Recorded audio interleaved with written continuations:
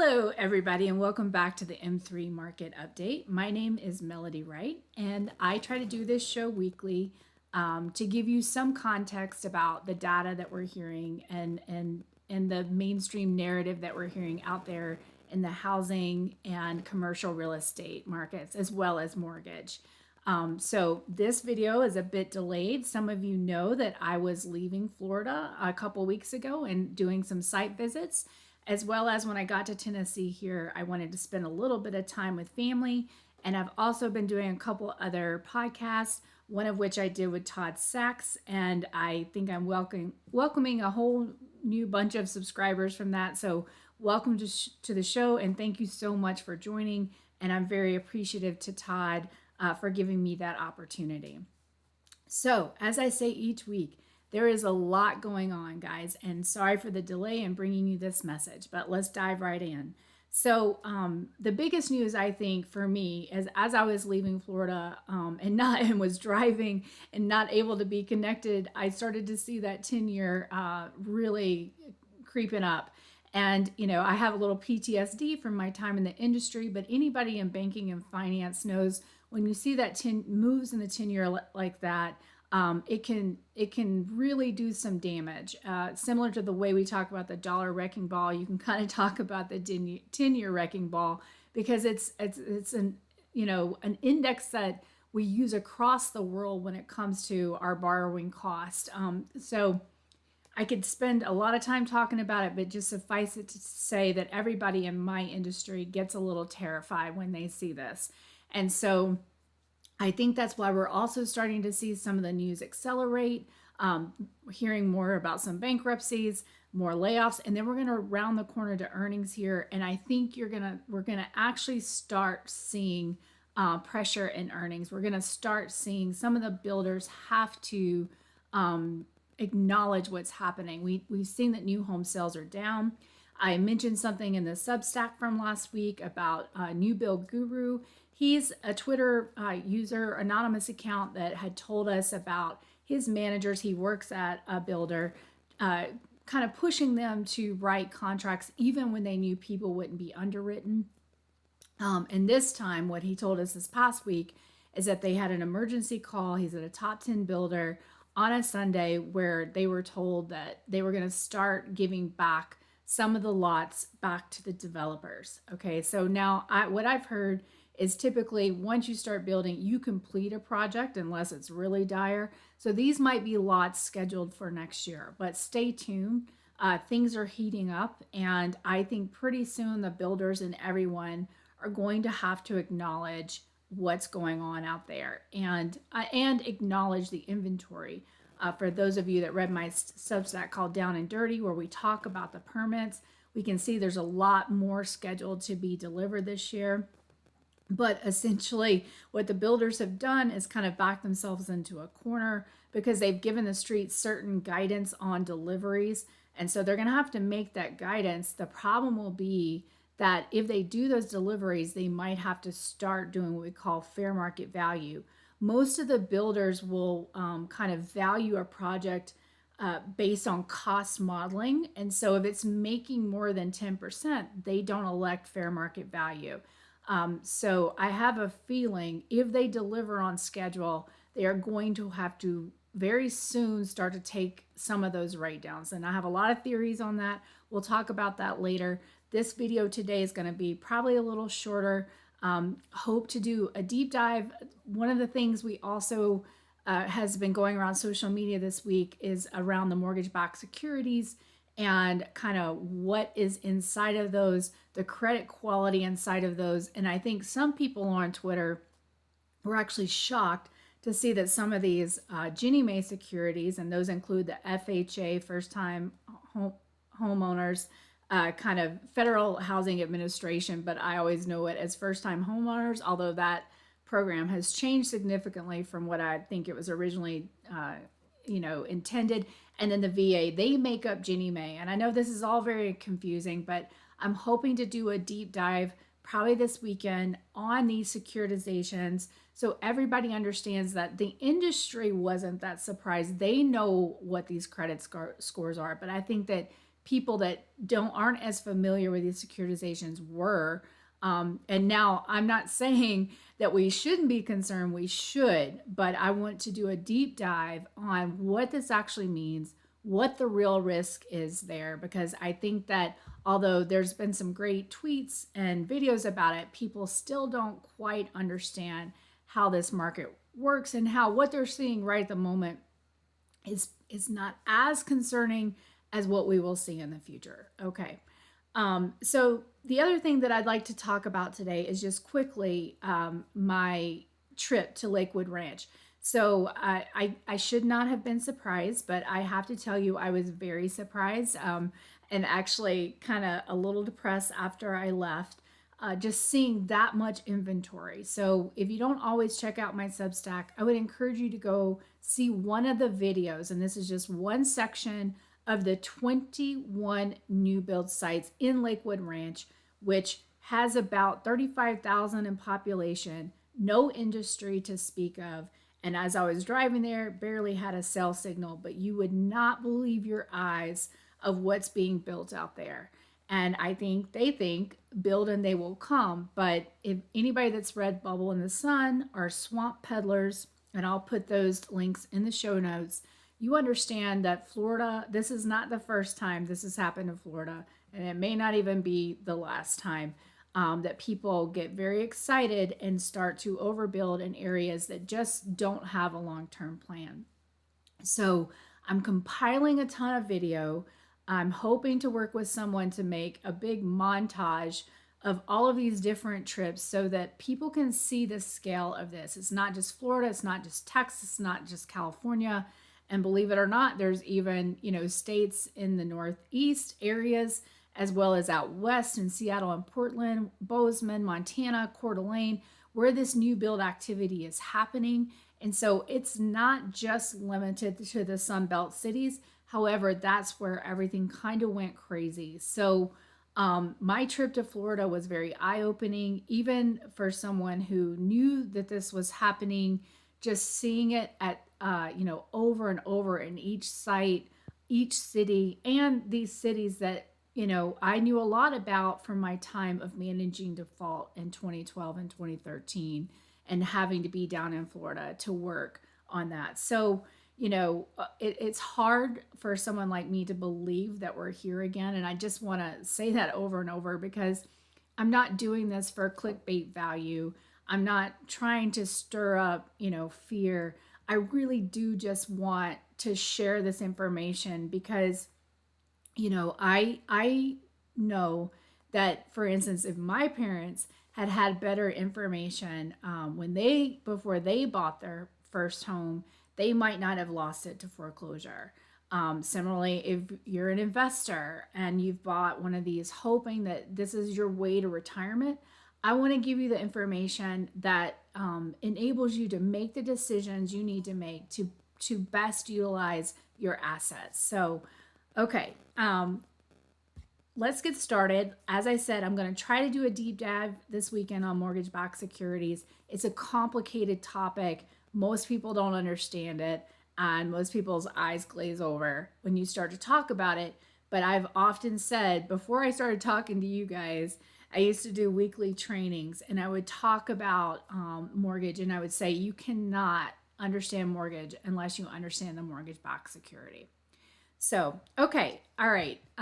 Again, I'm sorry I was away. I really am going to try to get consistent on this, but please forgive me. And I hope some other content that comes out will help you kind of forgive me with the podcast that I've done. Okay, so let's get started. Listings for sale. So of the 71 cities I track, 41 actually had increases in listings for sale. And I think, again, we're looking initially here, we'll look at the week over week. So I think that gives you a sense of the majority of the cities that we're looking at are actually increasing in their listings for sale. And in a time that a lot of people aren't expecting them to do that, even Housing Wire and Altos. But I'll talk about that more in a later show. Okay, but very, up mildly week over week, about 0.32%. Week over week isn't the best way to look at anything, but what we're looking for here is the early trends. Now, but to the average up 3.14%. So that is fairly meaningful. Okay, so top cities with largest percent increase in listings for sale week over week. Portsmouth up at 6.33%, Palm Springs at 6.16%, Boston at 4.53%, Raleigh at 4.4%, and Cape May at 4.24%. So this is an interesting mix of, essentially Northeast with one California in there and Raleigh as well. Top cities with largest percent in inventory compared to 14-week average. And these stats are for the week of 10-1 to 10-8. So Bakersfield kind of came out really strong. I think this might be a data issue, so we'll wait and see. But 48.82%. Portsmouth, number 2 here as well at 18.77%.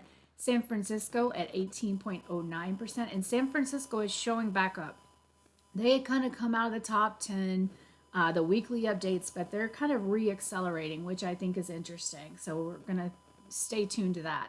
Salt Lake City at 11.66%. You may remember that Salt Lake City kicked Bozeman out of the top 10 the last time we did the show. Cape May up at 11.62%. Okay, our top 10. Now, this is interesting. For those of you that have been watching the show for some time, we kind of stayed stagnant in this top 10, but we're starting to see some real movement. And each week it seems somebody's getting kicked out and replaced, although they can come back too.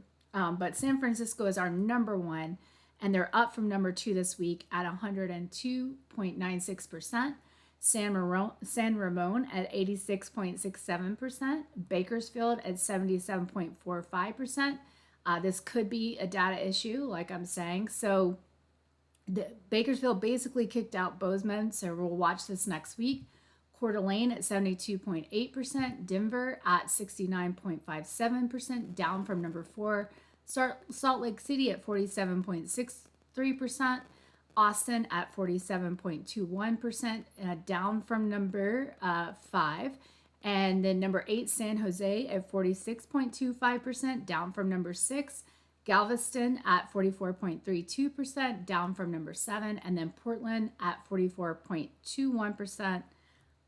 Down from number 8. Okay. Top cities with highest percent increase of single family listings, rental listings. So for those of you that are new, we try to look at the listings for sale, the listings for rent, and then some Airbnb data, the short-term rental, so Airbnb and VRBO each week. Okay, so listings for rent were down slightly week over week at a negative 0.05%, but in reality, a lot of the cities I track were up pretty significantly. Compared to the average, they were up 6.78%, and very interesting markets, and 42 markets overall had increases in listing for rent. So top cities with highest percent increase in single family rental listings, Coeur d'Alene at 11.11%. Now we'll remember that Coeur d'Alene had their listings for sale were actually down. Rochester at 10.06%, Bozeman at 6.97%. Their listings for sale week over week were also down. Now, why am I saying this? Because I believe that sometimes they move from listed for sale to listed for rent and back and forth. Okay, Johnson City at 6.58%.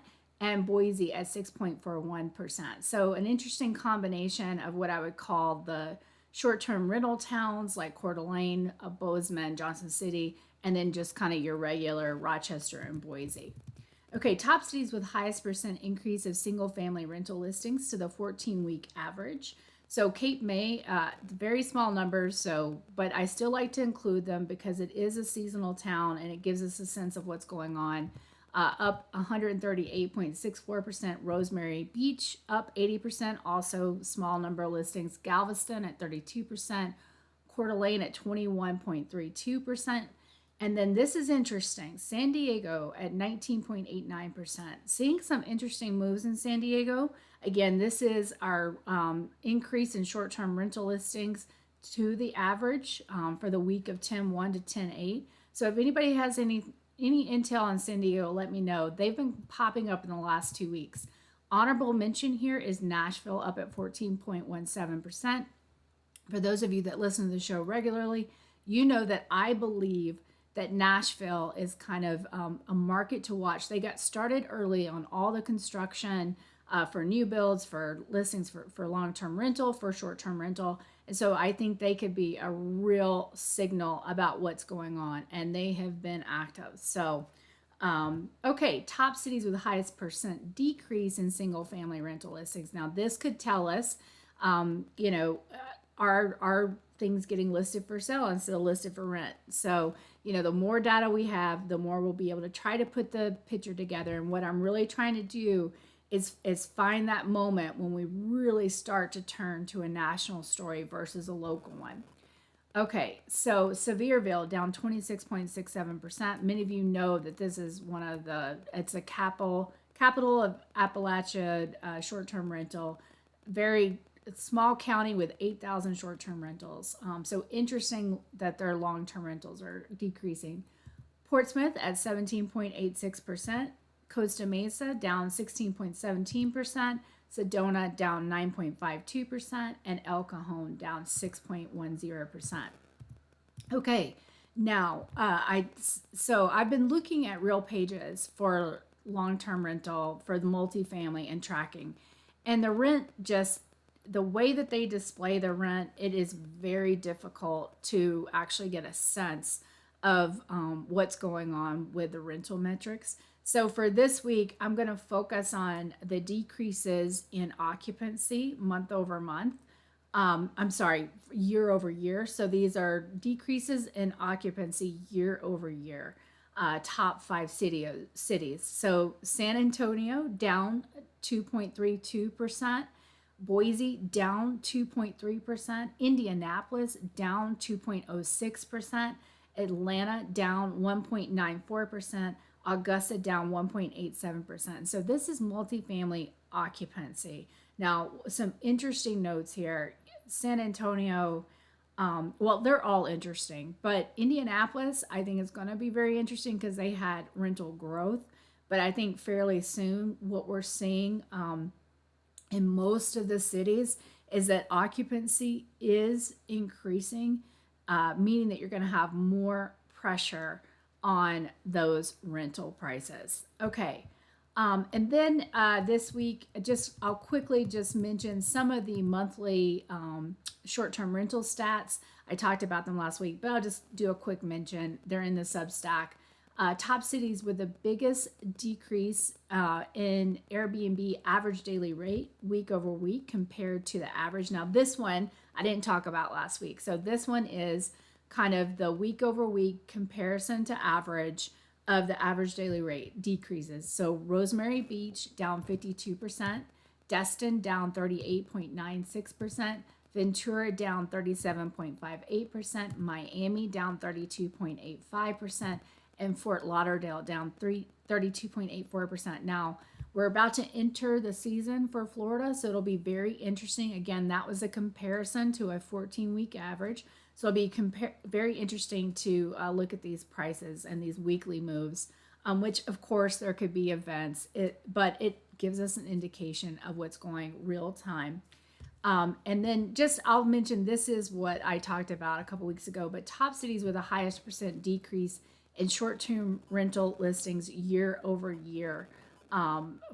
This is for August. September will probably be out this week sometime.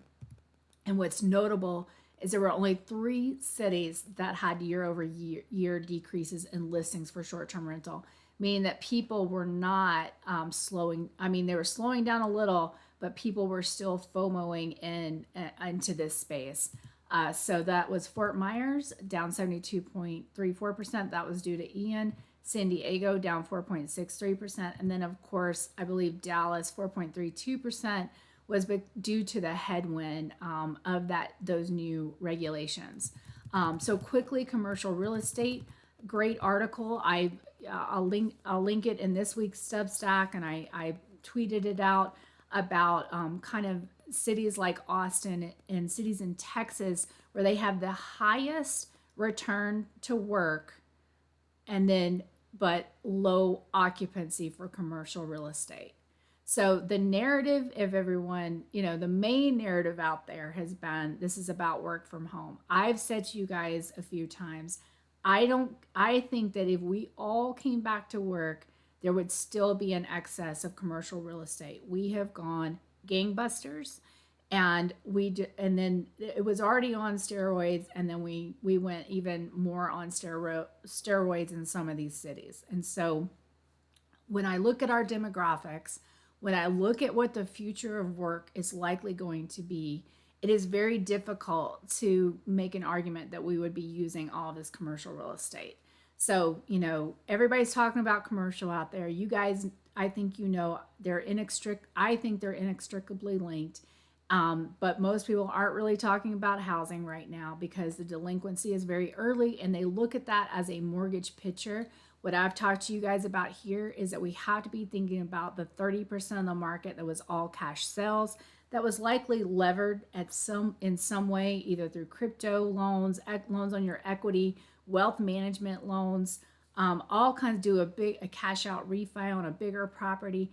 So mortgage is one thing to look at, but the housing market is much larger than that combined. And so we need to focus on all of these metrics. Okay, guys, I know I'm racing through it today and it was a long absence. I apologize.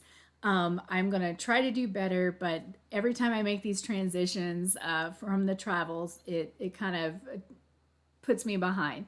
But this is a crazy time. There's a lot going on. What I saw down in Florida, especially Lakewood Ranch, is very concerning to me. So if you have a question or a comment, please try and reach out. I'll do my best to respond, and keep trying if you don't hear from me. But you can reach me on Twitter at m3_melody, MELODY. You can reach me on LinkedIn at Melody Wright, WRIGHT, here on YouTube, or at M3 Melody Substack. So thanks again for joining, and thanks again to Todd Sachs for having me on and bringing more of you here, as well as Adam Taggart and Danielle DiMartino Booth. Very thankful to everyone out there who supports me, and I wouldn't be able to list them all, but just very grateful. And thanks to all of you for joining, and I will talk to you next time. Thanks again.